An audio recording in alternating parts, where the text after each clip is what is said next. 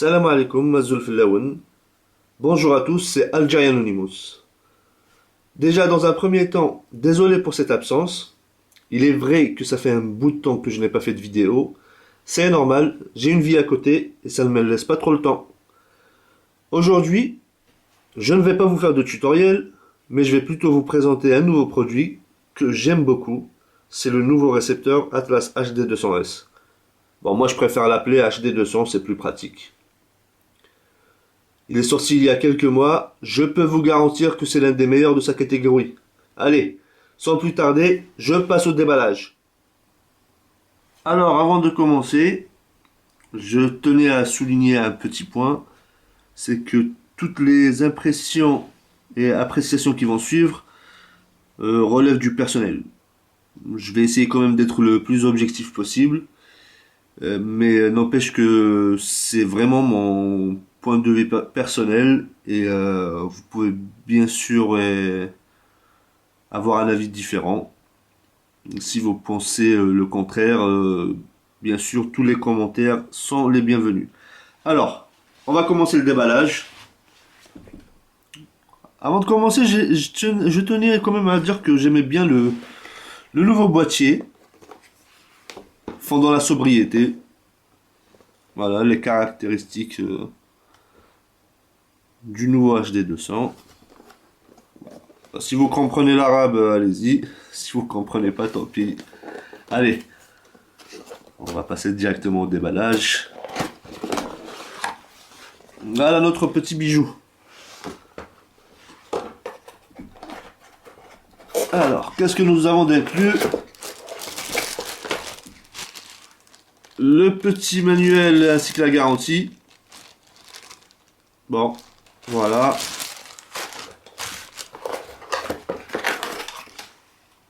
Voici notre petit bijou. Bon, a priori, Atlas ne se sont pas trop cassé la tête par rapport au design. Franchement, ils auraient pu faire mieux. Mais bon, l'habit ne fait pas le moine. Donc voici, tout petit. Voilà, je trouve qu'il a rien à voir avec le HD100. Je vous laisse voir. La petite nouveauté, l'antenne Wi-Fi. Bah, là aussi, je pense qu'avec l'avancée technologique, je pense que franchement, ils auraient pu faire mieux. Maintenant, on n'a plus besoin de mettre des antennes comme ça. Ça fait antenne radio de je sais pas quoi. Ils auraient pu le mettre à l'intérieur. Ça marche aussi, hein. Enfin bref. Donc voilà. Sortie LNB, LNB in, LNB out. La sortie HDMI. Les sorties audio-vidéo. Le RJ45. La prise Ethernet pour le connecter à Internet à un modem. Le RS232, toujours utile. Et le bouton Power.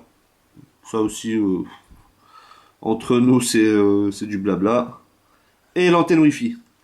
Voilà. Face devant, vous aurez ici un afficheur à LED. C'est comme le HD100. C'est en couleur orange. C'est vraiment pareil, rien ne change. Le petit bouton stand-by. Cette fois-ci, vous allez retrouver les boutons essentiels volume et changement de canaux en haut du récepteur. Et le compartiment qui s'ouvre pour le lecteur de carte et le port USB. Là aussi, je trouve qu'ils auraient pu faire mieux, ils auraient pu le mettre derrière. Esthétiquement parlant, c'est plutôt moche de mettre une clé USB et de laisser ouvert comme ça fait pas très joli. Voilà, ça c'était le récepteur. Qu'est-ce qu'on a d'inclus? La télécommande HD200, je vais l'enlever tout de suite. Voilà, c'est plus pratique. Je vous laisse voir. Pour ma part, je trouve que cette nouvelle télécommande est plutôt sympa. Elle est super légère, agréable à tenir en main, plutôt jolie, avec le petit Atlas HD200S. Voilà, quoi d'autre? Ah, les piles ne sont pas fournies. Pensez à en avoir. C'est bizarre, c'est la première fois que d'habitude. Il y a toujours deux petites piles incluses. Mais bon, c'est pas grave. Le petit plus par contre, cette fois-ci c'est bien pensé. Moi je trouve que c'est bien pensé. Et c'est essentiel. Le câble HDMI. C'était pas trop tôt. Dans les autres récepteurs, il n'y a pas ce genre de câble. Et alors que c'est censé être super important. Et quand même, ça coûte quand même un petit peu de sous. Donc ça fait plaisir quand c'est inclus. Hein. On n'a pas besoin d'aller en chercher un autre. Voilà. Donc si vous voulez acheter un HD 200, pas la peine de prévoir le câble HDMI. Il est déjà prévu. Voilà. Ça c'était la partie déballage. Ce que je vais faire maintenant, c'est je vais prendre mon HD 100 et on va passer à une petite partie comparaison. On va comparer les deux récepteurs et ça sera une occasion pour nous tous de voir et de connaître les caractéristiques du nouveau Atlas HD 200. Allez, je vous retrouve tout de suite.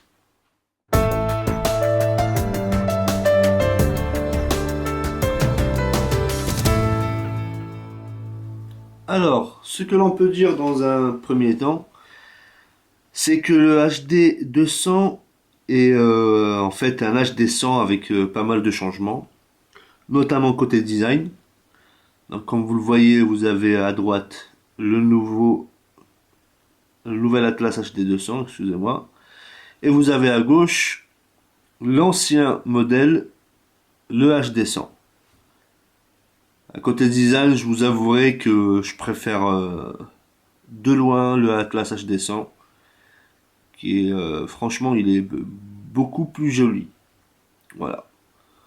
Vous avez pareil, sinon côté affichage,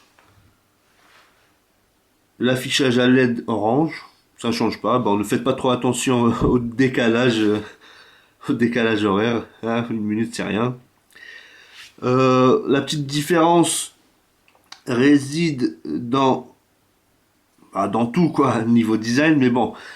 Alors, vous avez le menu détaillé sur le Atlas HD 100 avec un bouton menu, un bouton pour changer les canaux, pour changer le volume et un bouton OK, ainsi que le bouton standby bien sûr. Tout ça c'est sur la façade avant.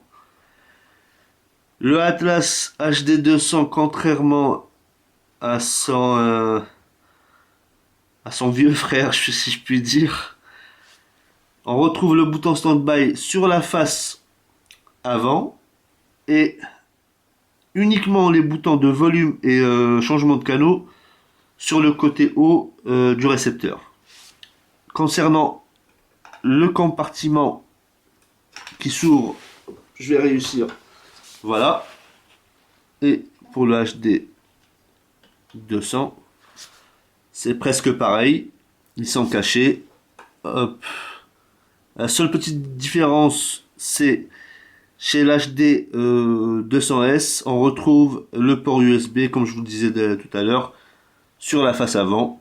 Ce qui est dommage, j'aurais préféré personnellement que ça soit derrière. Voilà. La différence aussi réside quand même dans le hardware. Ça a été totalement refait. Et on remarque un net changement. Alors que le Atlas HD 100 embarque une RAM de 128 MB, on retrouve le double chez le Atlas HD 200S, à savoir 256 MB, ce qui est plutôt pas mal. Voilà. On va passer au petit comparatif entre les deux télécommandes avant de revenir et de se pencher plus sérieusement sur les caractéristiques détaillées de l'Atlas HD 200S. A tout de suite.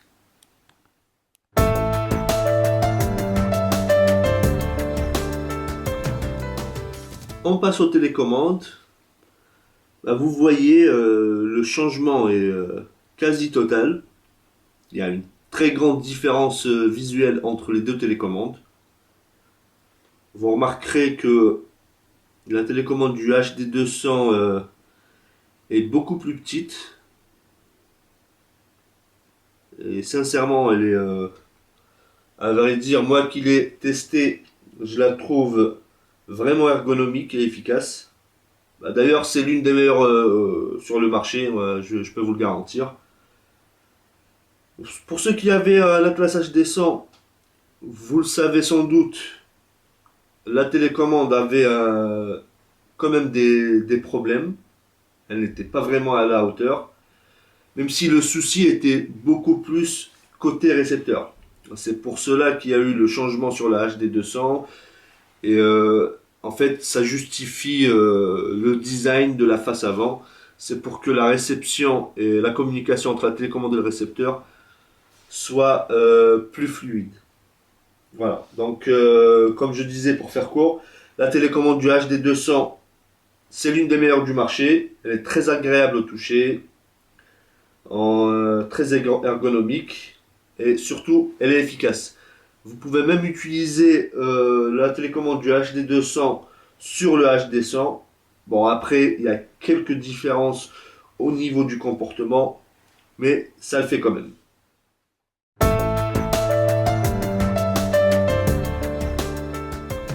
Alors, les connectiques, ça reste du basique comme pour le HD100, mais bon, avec quelques changements et rajouts. On retrouve une sortie HDMI du 720p et du 1080p. C'est comme pour le HD100, mais c'est quand même pas mal, c'est plutôt bien. Un dongle interne, un bloc de tuner DVB-S2 avec deux sorties, une sortie vidéo, deux sorties audio, une sortie audio numérique SPDIF, une entrée RS 232, une prise Ethernet, comme je vous le disais, RJ45, une antenne Wi-Fi qui est le petit plus de ce récepteur, c'est la petite nouveauté, et une entrée USB.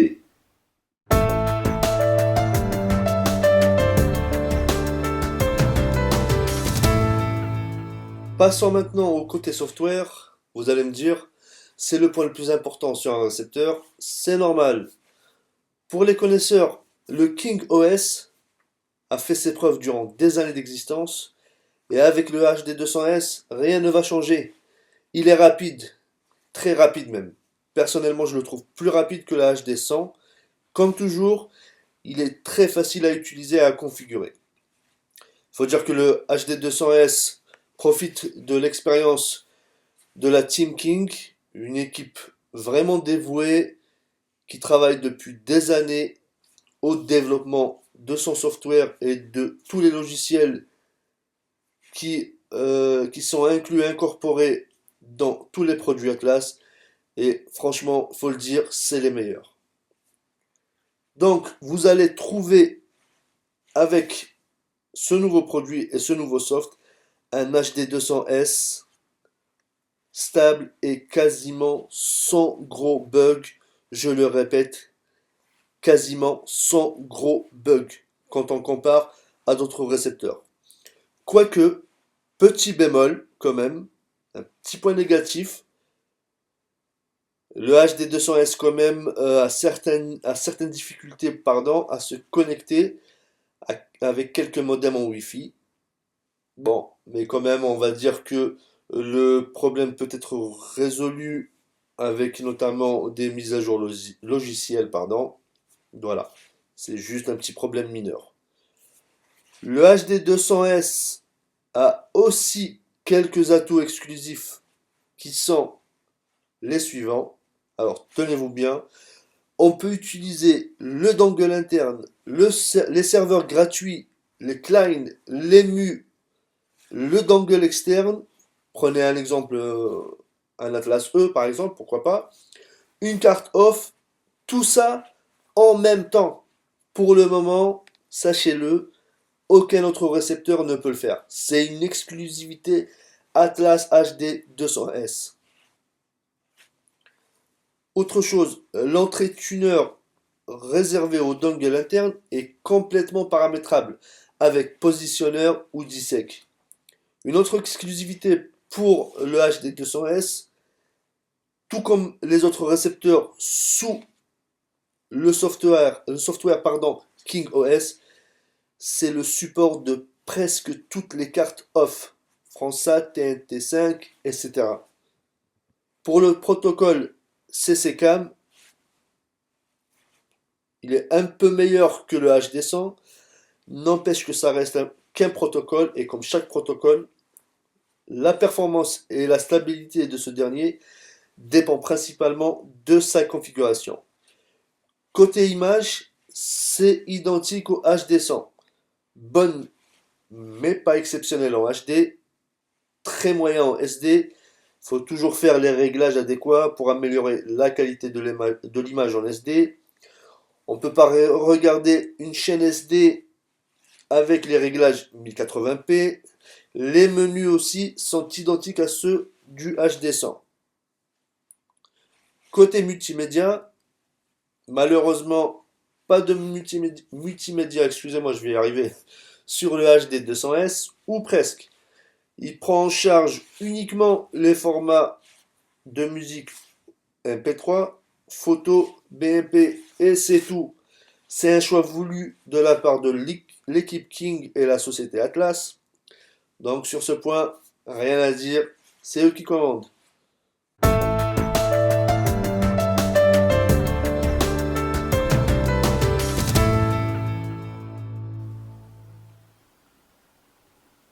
Alors, on passe à l'étape test du Atlas HD200S. Je ne vais pas trop m'attarder dessus, je vais être rapide. Ce sera vraiment simple. J'allume le récepteur. Je vous laisse voir le nouveau logo. Plutôt sympa. Donc là, on va être sur une chaîne en qualité SD. Voilà. Et je vais passer sur la même chaîne. Cette fois-ci, ça sera en qualité HD. Juste pour avoir une petite idée. Je vous signale que j'utilise une télé 3D dernière génération. Et j'utilise aussi un très bon câble HDMI. Donc là, je bascule sur la même chaîne en HD. Voilà. Je ne sais pas trop si vous voyez la différence. Et, je vous garantis qu'il y a quand même quelque chose. Voilà. La qualité HD est nettement mieux et on apprécie vraiment la qualité de l'image. Je vous disais tout à l'heure que ça laissait un petit peu à désirer, c'est vrai. Et tout dépend en fait tout dépend des réglages et tout dépend du matériel utilisé, notamment la télé et le câble HDMI. Voilà. N'espérez pas avoir le même rendu avec un simple câble AV. Voilà, on passe au menu. Vous allez voir, c'est exactement le même que le HD100. C'est vraiment pareil, c'est super simple. Là aussi, je trouve que la société Atlas, pardon, ne s'est pas trop prise la tête. Franchement, on l'attendait un petit peu mieux de leur part. Toujours est-il, le menu, comme je le disais, identique au HD100, mais il est super simple à utiliser. Là, quand vous allez ici, c'est pour restaurer la mise à jour, faire plutôt les mises à jour. On va sur le serveur King, mise à jour de l'application. Voilà, ça se fait vraiment simplement. Même le plus novice des novices pourra le faire. C'est une occasion pour vous de vérifier justement votre mise à jour si vous détenez un Atlas HD200S. La dernière à ce jour, à savoir, on est quelle date? On est le 8 je crois. Voilà, le 8 novembre 2013, donc la dernière version c'est la 106 version 2. Cliquez sur OK, la mise à jour se fait automatiquement, puis vous redémarrez le récepteur reboot et la mise à jour s'effectue. Voilà, c'est vraiment mais très simple à utiliser. Je vous montre vite fait le petit panel, le KingShare View. Vous avez le dongle. Comme vous voyez, il est déconnecté, moi je l'utilise pas. je me sers d'internet. Voilà. Et ça, c'est les serveurs 1, 2, 3, 4. Comme je le disais, il y a 4 serveurs gratuits. C'est vraiment la grosse exclue de ce récepteur. C'est vraiment exclusivité Atlas. Pas uniquement le récepteur. Enfin, le Atlas E, le HD100 et le HD200S. Voilà. Vous ne payez pas un rang, contrairement à la concurrence qui vous fait payer un abonnement annuel ou par 6 mois ou mensuel, ça dépend, semestriel par exemple, pour un certain prix, je dirais exorbitant. Là, vous avez 4 serveurs gratuits. Merci Atlas. Voilà, là, je pense que on a fini et je passe tout de suite après ça. On va voir le prix. Allez, à tout de suite.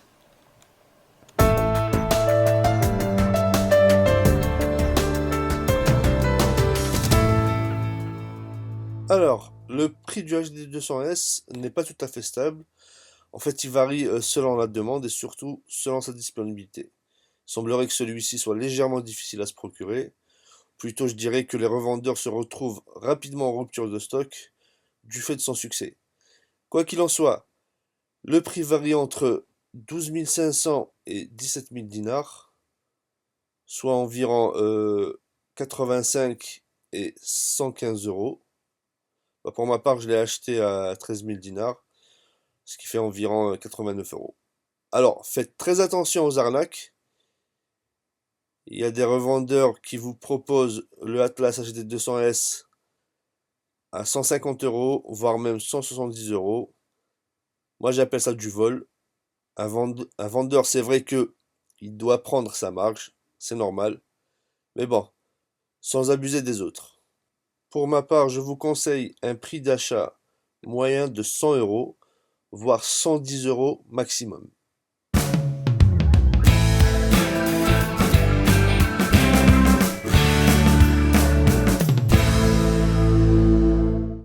Bon, maintenant qu'on a vu en détail le récepteur Atlas HD200S, je vais conclure en soulignant mes plus importantes appréciations. Je vais citer les points positifs et négatifs du HD200. Bien sûr, c'est mon point de vue personnel.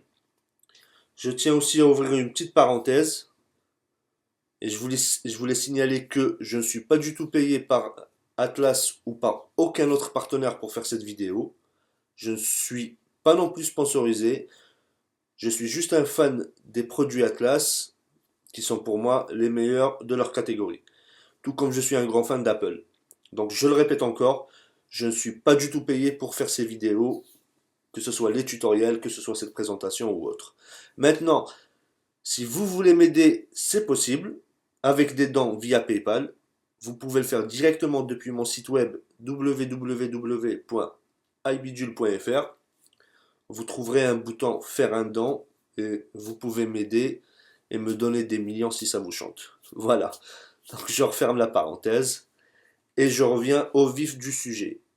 Alors les points positifs que j'ai relevés sur le récepteur Atlas HD200S, il est rapide et très simple à configurer. Les mises à jour se font très facilement via le serveur King ou via câble RS232 le cas échéant. J'ai déjà fait des tutos à ce sujet, vous pouvez voir sur mes vidéos et sur ma chaîne. 4 serveurs gratuits, j'insiste sur ce point. Atlas est le seul à proposer des serveurs gratuits qui sont en plus très stables, les bugs sont quasi inexistants. Le dongle interne, la prise en charge de la majorité des cartes off, une télécommande quasi parfaite, le dongle interne, serveur gratuit, client, EMU, dongle, etc. fonctionne en même temps. Encore une fois, c'est une exclue Atlas. Voilà, ça c'était pour les quelques points positifs. On passe maintenant aux points négatifs que j'ai relevés, qui sont vraiment, mais alors là, vraiment minimes. Alors il est vrai que le HD200 souffre de quelques soucis à se connecter à certains modems en Wi-Fi. Le problème est logiciel et sera sûrement résolu grâce à des mises à jour à venir. Le menu est identique à celui du HD100. Je n'ai pas trop apprécié. Il est certes super facile à maîtriser, mais il manque quand même une touche d'élégance visuelle, espérant que ça sera corrigé dans les futurs modèles. L'entrée USB sur la face avant, elle peut déplaire à certains utilisateurs, tout comme moi, j'aime pas trop. L'antenne Wi-Fi externe, je l'ai déjà dit au début, je ne la trouve pas trop esthétique, je la trouve même assez moche et inutile. De nos jours, il est très facile d'en mettre une interne. Enfin, le prix, je trouve parfois un peu exagéré. Il est vrai que pour ma part, je l'ai eu à un prix plutôt moyen, 13 000 dinars, environ 85 euros. Je pense quand même que le prix maximum du récepteur, il ne devrait pas dépasser, il ne devrait même pas atteindre les 100 euros. Faites donc attention aux arnaques. Voilà, c'est fini. Je vous remercie d'avoir pris le temps de regarder cette vidéo. Longue vidéo, elle est longue certes, mais je pense qu'elle est indispensable pour bien présenter ce petit bijou. Pour faire cette vidéo, je me suis inspiré de l'article d'un certain Red Pill, car je trouve qu'on a pratiquement le même point de vue sur le HD200. Alors, merci Red Pill, et ne va pas dire que je fais du plagiat. Tous les commentaires seront les bienvenus, je fais toujours de mon mieux pour y répondre, même si, bon, j'ai une vie à côté, et certains ont tendance à l'oublier ça. N'hésitez pas non plus à visiter mon site web www.ibidule.fr. Bon, ça s'écrit ibidule, mais ça se prononce ibidule, je préfère. Donc ibidule.fr. Je précise que ce site est dédié uniquement à l'univers Apple. La page Facebook du site facebook.com/ibidule.fr, ainsi que mes deux comptes Twitter, twitter.com/ibidulefr et twitter.com/algerianonymous. Le premier O, bien sûr, c'est un 0. Voilà, c'était Algerianonymous. Je vous dis à bientôt pour une prochaine vidéo, Inch'Allah.